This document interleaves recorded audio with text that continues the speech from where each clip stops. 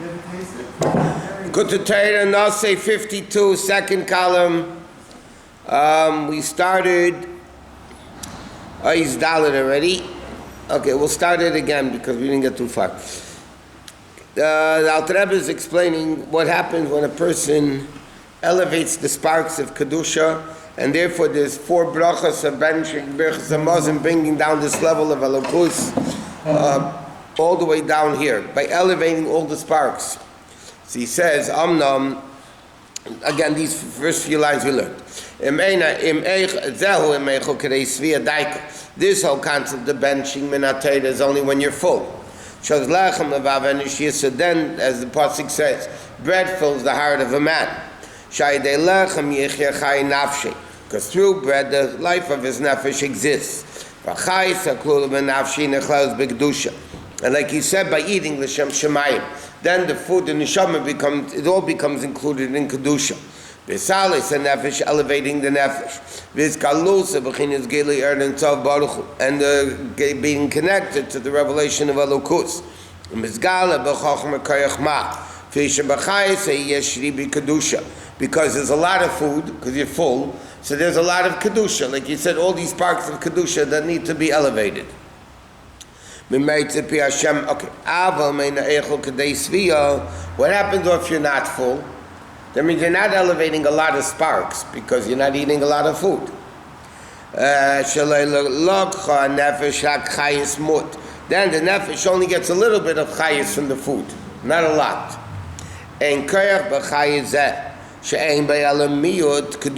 Therefore, because there's a little bit of food only, it doesn't have the ability to have the level of chachma in the soul, to become refined from neiga. So he says like this. He explained at great length this whole inyan of a person's goal should be avos Hashem, and then you come for yourself to the ganecha, and he explained the process, that then you elevate the sparks. He says minatayra, and therefore what happens is you could bring down this ultimate level of Elokus down here into the world. Because when you eat the Shem Shemayim, you bring Kedusha into the world. So he said that's really when the minatayra, when you have a lot of food, then you elevate a lot of sparks. But when you have a little bit, you don't have a lot of sparks to elevate. So what happens then? Overeating is better than... No. He's not saying that. You bring out more to the... He's not saying that at all, actually. No. If a person is bigger, as the expression goes, there's more to love. There's more of the person to love. Okay, anyway, that's what it says. Hashem will elevate your face. He'll elevate your face. That this revelation of sustenance is called ponim. It says ponim is face to face. It's like when a person shines at you. That's the level of Elokus when it's revealed. Then you have the opposite side of face, ponim va'achad, the back side. So over there, it's like you throw it over the shoulders. You're really not interested in giving to them. That Hashem yisa Hashem ponav eilecha. Hashem should elevate you above the level of Ishtaushus. Like it says, to the level that Hashem lowers himself to look into heaven and earth, but in that level of Elokus, heaven and earth are the same. And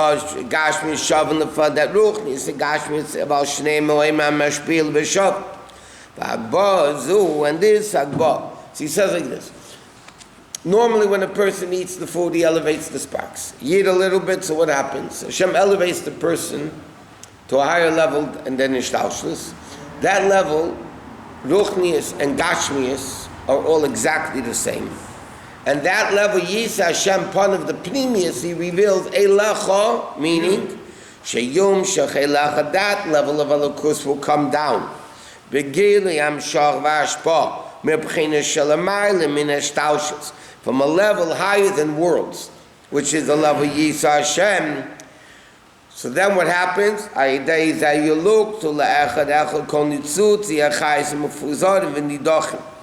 Then you'll be able to automatically elevate all the sparks that you're not eating. In other words, Hashem elevates the person to a level of Kedusha, that's such a great level of Kedusha, Ruchni and Gashmis are the same. Eating and not eating is the same. So then Hashem elevates this Yis Hashem Panav Eilecha, that He brings it down to you, that all the sparks that you officially didn't gather because you didn't eat it are automatically going to be elevated.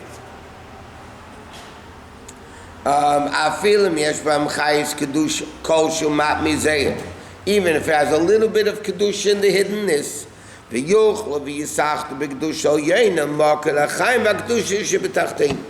so he says this elevates even the most extreme limited levels of kedusha also become elevated. So that's the uniqueness. Like at the beginning of the Maimed, Rabbi quoted the Gemara. The Gemara says that in explaining Birkat Kohanim, he says the people came to Hashem, the Goyim, so to speak, or the Malachim, whatever it is, and said, it says in this week's parsha, Yis Hashem Panav Eilecha, Hashem will find favoritism to the Jews. So they said to him, it says in the commandments, Hashem Yis upon him. You don't have favoritism. There's no pet by Hashem. Yet it says Yis Hashem Panav Eilecha, Hashem will favor the Jews. So the Gemara answered, Hashem said to them, I said that they should only bench when they're full, and they come along and even bench Anakazayas. Yeah? I shouldn't find favor to them. So the question, what does that have to do with the price of eggs in China? I mean, what does it have to do? Because they eat, they make a... So he explained the whole concept of eating and the way you elevate the sparks, and that's only through this hiddenness of davening. You're not allowed to eat before davening. And you have this hiddenness. And then you have Shema v'yahavta Hashem Elokecha. That what is your love? V'yahavta, what is your will? Hashem Elokecha. That Havaya should become Elokecha. And then the whole thing, yeah? And then he says, so that's really when you eat a lot. When you eat a little, you're not elevating so much. Hashem makes it as if you elevated it a lot. So this is the connection between the favorite, as he's going to continue. The favoritism, what has to do with eating. Because when a Jew eats a little bit and still benches, there's Birkas Hamazon, what Hashem's going to do, he's going to make it as if you elevated a lot of sparks. Like it says in the Medrash, in Chassidus, in Kabbalah even more. When a person brought an animal, okay, there was the person bringing it, there was the animal, there was a flower offering, and then there was the wine pouring. Okay? Now wine is inanimate. I mean, that's it's wine. It's inanimate. Then you have flower, which is plant. Then you have animal, which is animal. And then you have human.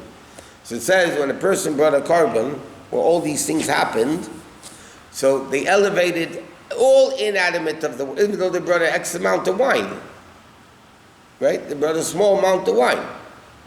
Nevertheless, that elevated all the inanimate of the world. The flower elevated all the flower of the world. The question is, you bring a small one, how does it elevate all the inanimate plant, animal, and human of the world? The answer is, that's the koyach Hashem gives the Jew. The same thing over here. A Jew eats a little bit, Hashem makes it, that you elevate all the sparks. So how do we continue that connection with Hashem? One text, he says, Ach keitzati am shochav ashba. But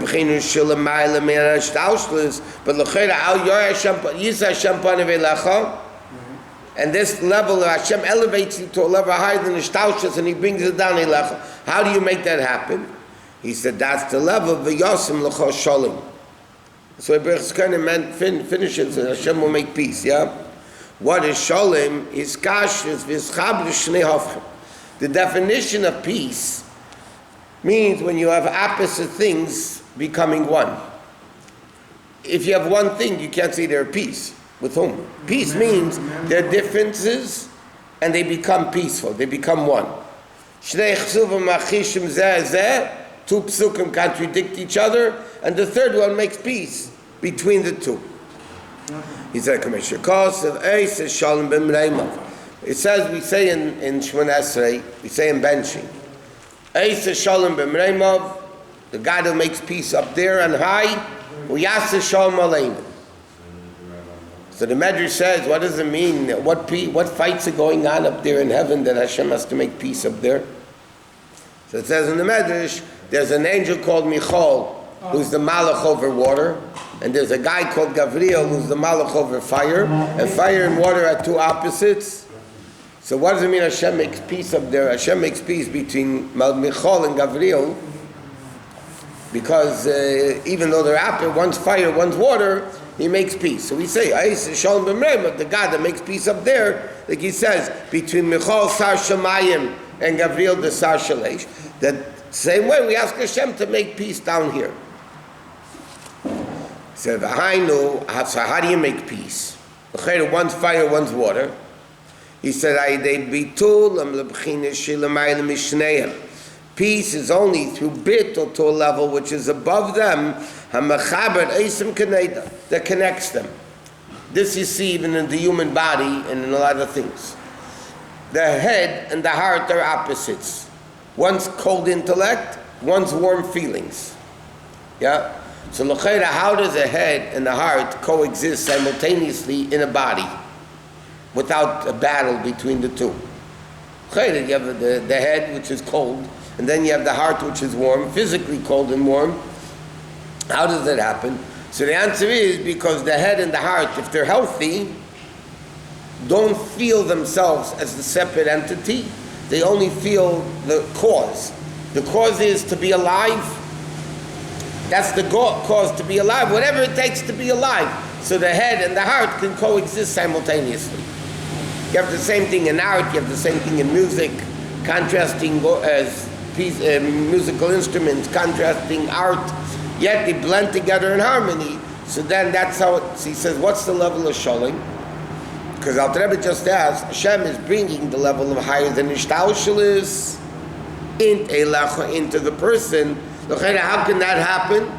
So it says, because Hashem brings peace. What's the definition of peace? Reaching a level of Hashem that Gashmis and Ruchnius, limitation, infinite, higher than Ishtaushalis. And Ishtaushalis is all the same thing. And that causes it to happen.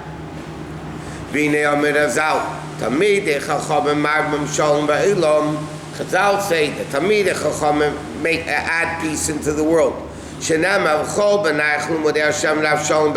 Meaning, that means they learn the halacha as bittul to Hashem.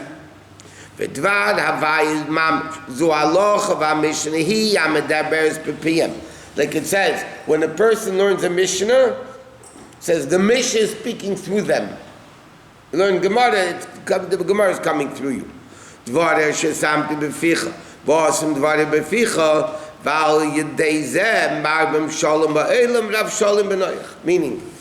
what do Talmidei Chachamim do? When they learn, godliness speaks in their mouth. So therefore, as it says in other places, you have Beis Hillel and you have Beis Shammai. If you want to know opposing opinions in halacha, the example is usually Beis Shammai and Beis Hillel. Yeah. Yet, as the pasuk says in Chumash, Bezvoiv Besufa, at the end is love. It says, even though Beis Shammai and Beis Hillel killed each other in learning, so to speak, they were the best of friends. They didn't hesitate to intermarry between the Beis Shammais and the Beis Hillels. It was all why? Because their argument wasn't an egotistic argument, I'm right or you're right. That wasn't what they cared about. They wanted to know what the halacha is. What does Hashem want? This is what Hashem wants? That's what I want.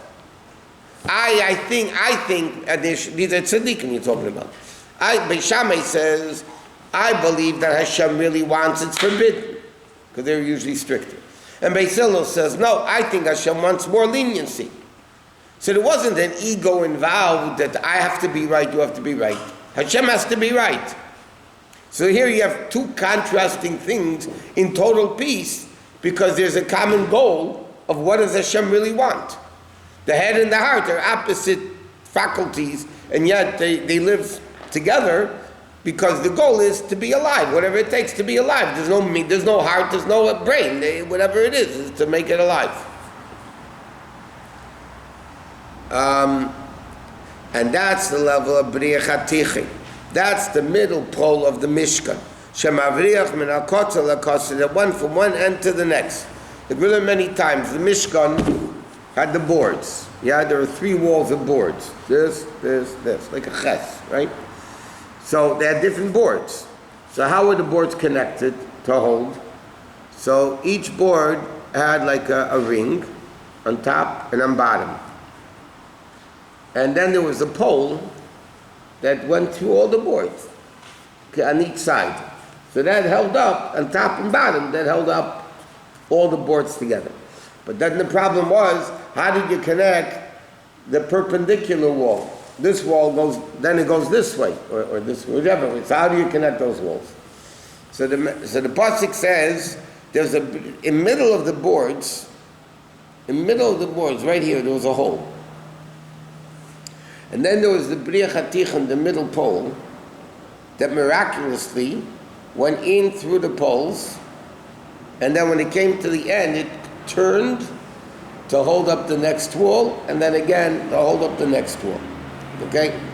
So Chassidus explains, so that's how the Mishkan held up, by the way. This Birkat, this middle pole that went min hakotel hakotzel, it says went from one end of the Mishkan to the other end of the Mishkan. So Chassidus explains that these 3 poles as Avram, Yitzchak, and Yaakov. Huh? The spheres. Chesed, Gvura, Tiferes. The top is Chesed. The bottom is Gvura. Then you have Tiferes, which is the middle level, Yaakov Avinu, with Titein Emes LiYaakov. The level of Emes, Yaakov was the level of Emes. So say, why is Yaakov Avinu Emes? Because the definition of Emes is, by definition, it's never sometimes true. Truth goes from the beginning, through the middle, all the way to the end. Because there's no such thing as sometimes true. If it's sometimes true, it's not true. Okay? Even though Tanya said, Dr. Rebbe said, by Yabeni, it's sometimes true. But normally it's not true. So what's the level of Emes? Emes is the middle Birkat that goes from one extreme to the next. How can it go from one extreme to the next if they're different extremes? The answer is it's above everything. Because Emes goes from the top all the way down to the bottom. And that's what we learned. It says in Yerushalmi, we mentioned this a million times, Emes, Aleph, Mem, Sof, it says in Yerushalmi, Aleph is the first Aleph of the Aleph Beis, Mem is the middle, and Sof is the last. So what is the definition of Emes? It goes from the beginning, through the middle, all the way to the end. You take away the Aleph, you take away Hashem, then it's mess, then it's dead. You put Hashem into it, then it's Emes. But what's the definition of Emes? From the beginning, through the middle, all the way to the end. That level, Tiferes, is what's called Kav Mitzoi. That level, if you look at the Kabbalah pictures, Chesed, word, right, left, center, okay? The center one goes all the way from the top, all the way down to the bottom. The right and the left, the Chesed and the Gvura don't. It only goes on its side. And its side. But here it goes from and just one more thing we mentioned millions of times, that the word Emes numerically equals 441. Aleph Mem Sof is 441. 4, 4, and 1 equals 9. Emes equals 9. In Birkat it's called. It's a mathematical word for it, I don't remember. But Emes equals 441, 4, 4, and 1 is 9. What's unique about the the number 9? 9 is what's called the Emes letter of the numbers. Why? Because any multiple of 9 equals 9. 9 times 2 is 18, 27, 36, 45, 54, 63, 72. Any multiple of 9 equals 9. And that's what the Chassidus brings down, the Rabbi, that says, Ha'emes maskim la'atzmo mikol tzad. Emes agrees to itself from any angle. Any angle of Emes, it's always Emes. So he says, that's what it says, V'yosim l'chosholom. How is it possible that a Jew could reach this level of Yisa Hashem Panav, that Hashem elevates the pneumius of the Jew to the pneumius, to the essence of Hashem, and the meaning Hashem is connecting higher than ishtalshelus, higher than worlds, infinite, with finite. How could that happen? It's a v'yosim l'chol shalom. The level of peace means connecting two opposites. Infinite with finite, spiritual and physical. It's all in peace. There's peace between them. Because why? Because they're all bottled to that level of elokus, which is the essence.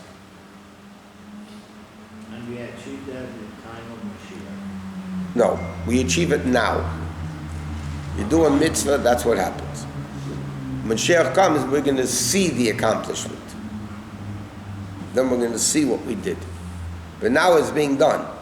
Now it's going into a trust fund that cannot, you can't open, you can't take out the money yet.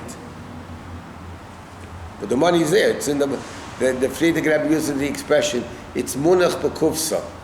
It's all there in the box. The box, though, is not revealed yet. It's a trust fund that's openable when Mashiach comes. But now is when we're doing it, not then. How did you connect What? amnesty to shalom? Because shalom is when you make peace between two things.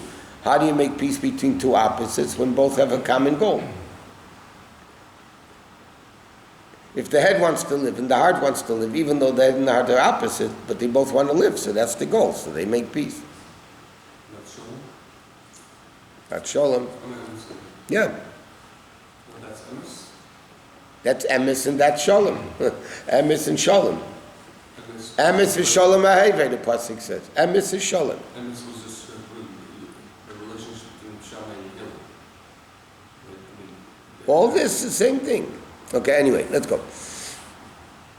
But that what? And he says, like it says, Kikel Deyas Havaya. The Hashem is composed of Deyos, plural. Shakel or Beis Deyas. It says Hashem, the pasuk says it's a pasuk in Shmuel. We said in Haftarah on the first day of Rosh Hashanah. Kikel Deyas Hashem. Kikel Deyas Hashem means, literally, Hashem is the God of knowledges.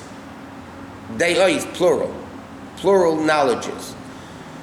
So it says, it's a simple mafashim. What does it mean? What's the pluralism over here? So there's Hashem's perspective that He exists and we don't.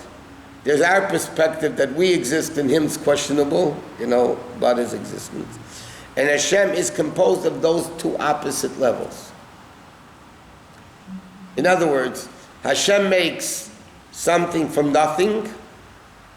Our avodah of godliness is to make the something back into nothing. Not nothing, meaning elokus. Hashem takes godliness and makes something that seems to be separated from godliness. Yesh mi'ayin.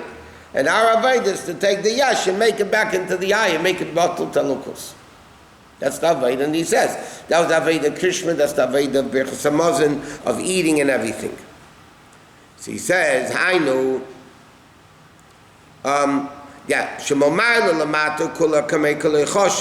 so what does Hashem want? To just like the reality is, but Hashem is the real existence, and we don't.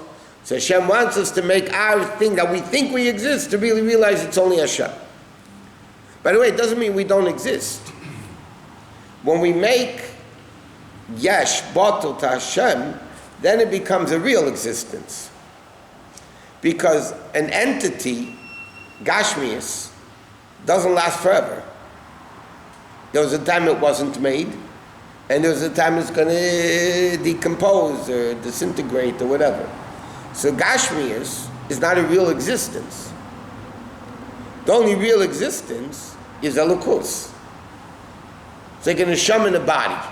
Yeah? The body, even if you live 120 years, there was a time you didn't exist, and there's going to be a time you don't exist. So even when it's alive, halachically, it's not a real existence. Because again, emes is eternal. Something which is not eternal is not emes. But the neshama, that's emes, because that's eternal. Was never born, it's not going to die. It's a part of Hashem. So therefore, the neshama in the body, a person needs to realize that why am I into eating and drinking, sleeping and money and all that stuff? That's a temporary existence, not an emes existence. It's all fake. Fake news. It's fake world. So I'd rather do something which is more permanent, which is Torah mitzvah, which is Elokus. That's the avodah of the Jew. To take it, but it's not the pshat, now I exist, and then I become batel to Hashem, I don't exist. On the contrary, now you don't exist, and when you become one with Hashem, then you really exist. Because then you're part of Hashem.